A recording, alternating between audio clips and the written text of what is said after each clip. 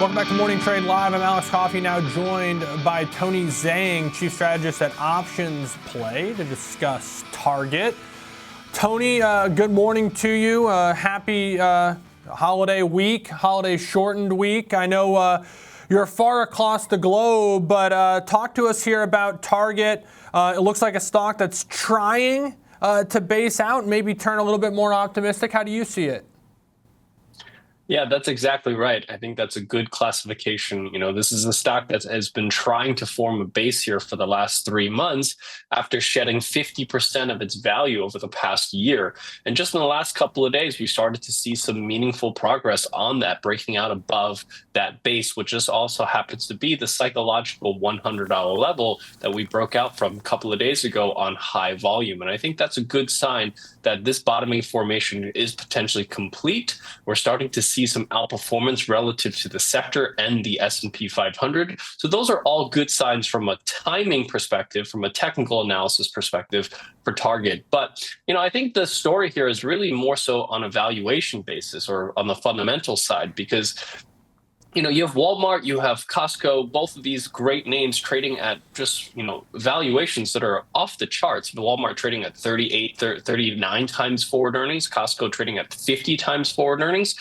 Target looks a lot more attractive at 14 times forward earnings, which if you look at kind of the growth rate in terms of expectations, if you look at net margins, Target, Walmart, and Costco look very similar to each other. And actually, Target has higher net margins, higher operating margins than both Walmart and Costco. So I think in many reasons, in many aspects, Target actually looks more attractive, especially given kind of the 14 times forward earnings it's trading at. The only thing that Target is really kind of lagging behind Walmart and Costco at the moment is really revenue growth, right? Mm-hmm. EPS growth is very much in line with Walmart and Costco. Net margins, like I said, is higher than the industry than the industry average. It's higher than about 75% of its peers. Yet it trades at the lowest valuation on both a forward earnings basis and as well as on a price basis. So revenue basis. So for those reasons, I think Target is an interesting one to pay attention to, especially since the charts are telling us that investors are starting to pay attention. Yeah, it's really interesting that you go through the numbers, compare it to its peers that obviously the market's had such a more favorable view on. And a big part of that view has been, hey, things are slowing down, this trade down effect. There's nowhere to trade down once you're a member at Costco or a member at Sam's Club or shopping at Walmart. But if things aren't slowing down at the pace that people thought, and inflation isn't going up as rapidly as people thought, one might think that sort of that next step up in quality, almost like a shopping at a Target, maybe that becomes more in favor, or just reality sets in that maybe, some of that trading down isn't happening. Is that how you're seeing this as well?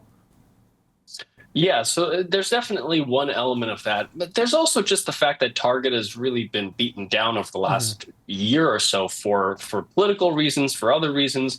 They haven't executed e-commerce nearly as well as Walmart, which is arguably the reason that Walmart's trading at, the richest valuations we've seen since the dot-com boom. But this is something that Target is trying to invest its resources in, is building out more of their e-commerce business, because Target at the moment relies heavily on brick and mortar. And that's really the reason why it trades at a lower multiple. So this is one of the reasons why I do think right now it's important to take a look at that. And I think that, the tides are starting to turn a little bit more so in favor of Target, just from a valuation perspective. And the charts tell us some similar story. I want to get to the trade, but I do got one final question then. Going back 2 days ago on Tuesday, we started to show those signs of the rotation, right, under the surface. Even still, the Russell's been strong the last couple days. There seems to be a desire to look beyond Magnificent Seven, at least a little bit. Is that also, in theory, going to be helpful to a name like Target that's been a little bit more suppressed and is trying to break out of this base? Completely. That's exactly what we saw is that the S&P 500 printed new all-time highs at the end of last week. What we really saw was the rest of the market playing a bit of catch-up, right? If you look at the equal weight S&P 500 index, we saw it also break out to new relative highs, not all-time highs, but new relative highs. And that just shows us that there's broad participation on this particular rally, and you have a lot of catch-up plays that are in play right now. And I think Target is very much one of those names that is playing a little bit of catch-up right now. All right, let's talk the example trade you're looking at here. You've set this stage. You like what you see. How does one go to the options world and express that? Yeah, I think the way to play this is actually using a very simple option strategy, which is just an outright buying a call option.